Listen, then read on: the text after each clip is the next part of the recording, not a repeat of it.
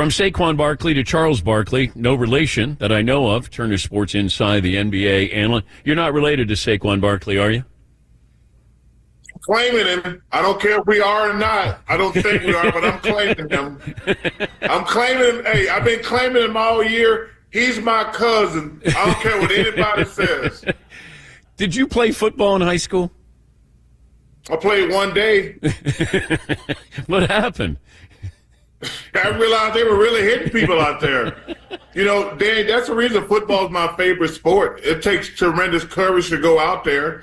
You know, football and boxing are my two favorite sports. I played football for one day. I realized they were nuts. They're tougher than me, and I quit. And you're not much of a boxer either. I can fight a little bit. I can hold my own. The good thing about fighting, boxing is different. Boxing, y'all got gloves on trying to hit each other. Fighting, whatever you can get your hands on to hit somebody, that's what goes. There's a big difference, Dan. Yeah. Well, also, when you fought in the NBA, somebody was usually going to grab you so it didn't escalate too much further. Well, first of all, if you're out there fighting anyway, you're a punk.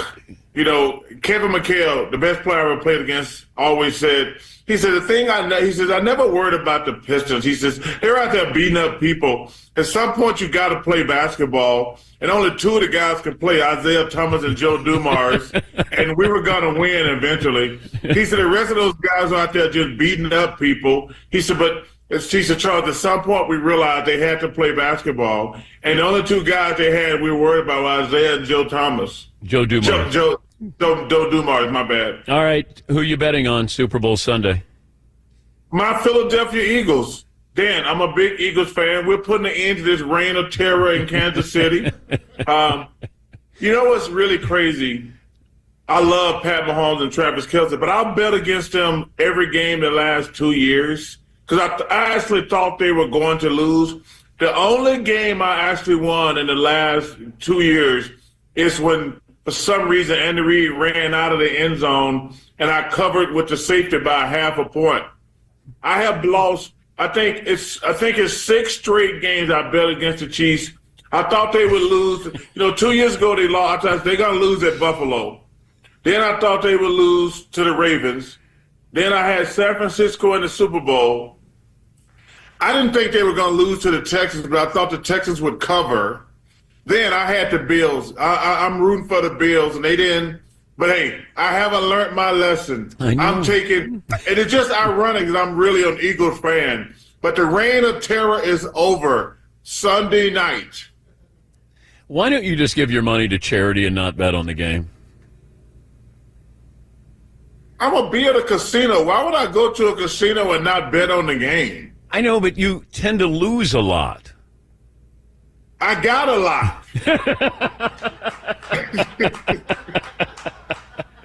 And this doesn't even incorporate your new deal that you're going to have with your TV partner, your next one. Hey, listen, I'm trying to figure all that stuff out, Dan. It's been very fascinating behind the scenes. There's been a lot of chicanery going on behind the scenes that I haven't been happy with. And I'm hoping everything works out, but it's been fascinating dealing with all the TNT BS this entire time. Okay, why haven't you reached out to me privately? Well, Dan, I'm just trying to figure out. Like I say, I don't have to make a decision ASAP. But I can help you. I've been at a couple of places that you're probably negotiating with. If you had questions, I would give you honest answers. I've done that for other athletes. Yeah, it was really fascinating. People talking about money and all this other stuff. I said, dude, I ain't worried about no money. My decision was going to come down strictly to one thing, my workload. One day a week. I've been at TNT for 25 years. Dan, I'm really good at working 1 day a week. I am great at it. You know, I was like, yo, man, I'm not going to work. I'm going to be older. I'll be 62 in a couple weeks. I'm not going to work more as I get older. That was my only concern. And NBC was great. Mark Lazarus and Greg Hughes were great to me. But I turned their offer down because they had too much stuff in there for me to do. And then I canceled all the stuff, all the other meets with Amazon. They were great at Amazon. But after meeting with ESPN, they made me feel better. But I just want to get all between TNT and ESPN. I said, I just want to figure out what's my workload. They haven't given me any definitive answer because I don't think they know any definitive answer, to be honest with you. So you could stay at TNT. I could always have stayed at TNT, but I put in my contract I could get out of there if they lost the NBA. Yeah, you know, it's really funny. The TNT people, they're stupid. They tried to say to me that they wrote a cease and desist letter to Amazon and NBC, and it really pissed me off because, wait a minute, but they're trying to say that they traded my show to ESPN. That's the same as them keeping it. And I'm like, I don't think that's the way it works. That's what they were trying. We were having some heated discussions behind scenes down in Atlanta. I was like, wait a minute. Yeah, they sent a cease and desist letter to NBC and Amazon saying I wasn't available. I said, that's not the way my contract reads. Y'all lost the NBA. If I wanted to leave, I could leave. That was the bone of contention. I said, they're like, no, you on the contract. I said, well, I'll take my chances in court. And I felt really good about my chances in court. Because regardless of what they say, Dan, them trading us to ESPN ain't the same as us being on the contract to TNT. He's Charles Barkley, Hall of Famer, Turner Sports, for the moment, inside the NBA analyst. Who won the Luka AD trade right now? Let's look at it as of today. The Dallas Mavericks. They're a contender right away. They got a really good team. People forgetting about Max Christie. Max Christie going to help the Mavs. But listen, AD, you know, he's played great the last couple of years.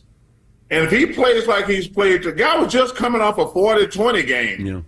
And if he plays like that, because what's interesting about the NBA, Dan, I'm not sure who the favorite is right now.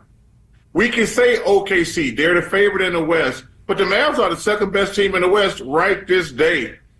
And I'm not sure what's going on with the Celtics. Man, we can talk all the noise we want to. The championship is up for grabs right now. The Celtics have not looked good all year, in my opinion. But in the West, OKC is the prohibitive favorite. But, man, they've never been in the fire before, Dan. That's the favorite going in. So that's going to be a shock to their system with everybody gunning for them. But right now, the Mavs won for the next 2 or 3 years, the Mavs won the trade. Now that LeBron has Luka, LeBron more likely to stay an extra year or two, or maybe leave, or retire? You know, that's a fascinating question. Like, what is he hanging around for? I personally think if I was him, the Lakers are not contenders right now. I would waive my no trade. I'd do a Tom Brady and go put myself in a perfect situation where I can have 2 more bites of the apple. And I don't know the perfect situation, but he's holding all the cards. He can go to the Lakers and say, hey, let's have our cake and eat it too. I can get y'all a couple players, maybe a couple draft picks. Let's pick out a perfect scenario. That's what Tom Brady did, took the perfect situation in Tampa. If I'm LeBron, like I say, we're not going to win the championship this year or next year. Let's trade to a perfect scenario. But they can, like I say, the only problem they got right now, they got to make a decision by Thursday at 4 o'clock. But, you know, that's a lot of time in NBA years. That's what I would do if I was him. When you hear the criticism or critiques of Luka's physical shape, how do you react to that? Well, Dan, if everybody's saying it, it's probably fair. You know, everybody's been. I find it fascinating that all of us been talking about Luka's conditioning for 3 years. Now, all of a sudden, it's an insult. Like, I don't think people were hiding it. I think everybody's heard the same criticism for 3 years. Now, all of a sudden, I saw his dad, like, they're saying these things about my son. I'm like, Well, Mr. Doncic, in fairness, I watch TV. I got a TV. They've been saying the same thing for 3 years. They're not saying it like out of the blue. But I will say this. He's a great, great player. But Dan, the Dallas Mavericks know him better than anybody. I know he's a great player from a distance, but the Dallas Mavericks had to make a decision. Do we give this guy 5 years, $350 million? I give them credit. They made a decision. It might come back to bite them in the ass, but that's your job. Hey, listen, a year ago, we were all patting Nico on the back because he went out and got Gafford, PJ, and all these other guys and got the Mavs to the finals. You know, everybody act like it was only Luka and Kyrie that got them to the finals. No, Nico did a tremendous job last year. He made like 3 or 4 trades that got the Mavs to the finals. If they just had Luka and Kyrie, they wouldn't have made it to the finals last year. But they picked up 3 pieces during the trade deadline and made them a contender to get to the finals. But like I say, hey, that's the job, man. Nico, and I give him credit. He went out there and answered all the questions. He didn't run. He didn't hide. A lot of times when these general managers make bad trades, they put out statement and things like that. Yeah. I give Nico credit. He sit down. He took all the questions. Now, I will say this. This is a job trade. This is a job trade. If the trade doesn't work, you're going to lose your job. There's very few jobs in sports as a general manager or president, whoever running things, that I call them trade jobs. If the trade doesn't work, you're going to lose your job, plain and simple. And it should be like that. Because I've been saying for years, I think the easiest job and the best job in the NBA is running the NBA team, because you get to blame 3 coaches before people realize you're the problem. Because think about that, Dan. Very few coaches, maybe Popovich. How many coaches actually have power to make this? Greg Popovich is probably the last guy who gets complete power of an NBA team. But the rest of these general managers, they get to make 10 bad deals and fire 3 coaches, and then people says, well, what's the consistent thing here? The general manager. So, hey, but that goes with the job, brother. Would you want Jimmy Butler as a teammate? I would want Jimmy Butler as a teammate. I think he's a hell of a teammate, but I think Jimmy is misguided because, you know, Dan, I've said this before. I'm not just saying. For some reason, these players think they owe you a lifetime contract. Dude, we paid you $50 million last year, this year, and next year, and you're going to be older, and you're in decline anyway. I see fools on TV talking about Jimmy Butler's right. Jimmy Butler is 100% wrong. You think I don't want to still be playing for the Sixers or the Suns? You get old, and they're not going to pay you. They paid you listen, I love Klay Thompson. He won 4 championships with the Warriors. The Warriors made a business decision. Klay, you're getting older. You had an Achilles. You had an ACL. We're not going to pay you. I have no problem. That's business, man. It's nothing personal. Where are you going to be watching the Super Bowl? Oh, Dan, I take the same 12 guys to Vegas for 20. This will be our 28th straight year. We play golf all day Saturday. We get up Sunday morning and play golf. Then we go to the casino with 10,000 people basically and watch the Super Bowl in Vegas. I've done it. I take the same 12 to 15 guys every year. It's one of the highlights of my year. But do you pick up the tab for these freeloaders? Well, I got to see how the gambling goes, because you know how Vegas works. You get everything free until you total up at the end of the weekend.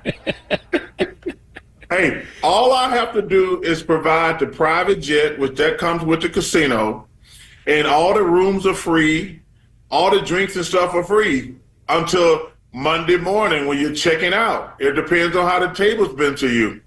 So you're really paying for the private jet with previous... If you lose. Previous trip. That's why they send the private jet, because of previous trips when you've lost. you don't lose all the time, Dan. Sometimes you win. Yeah. They send the private jet because they know you're probably they send the private jet. They send the private jet to get you there because they know what happens when you get there.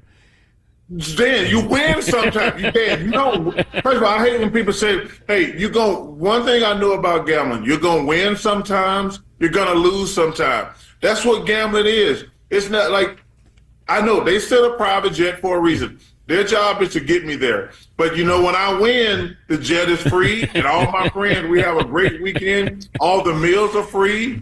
But when I lose, like I've had my friends joke with me, like they're like, man, those steaks and those rooms, and they wasn't worth $1 million.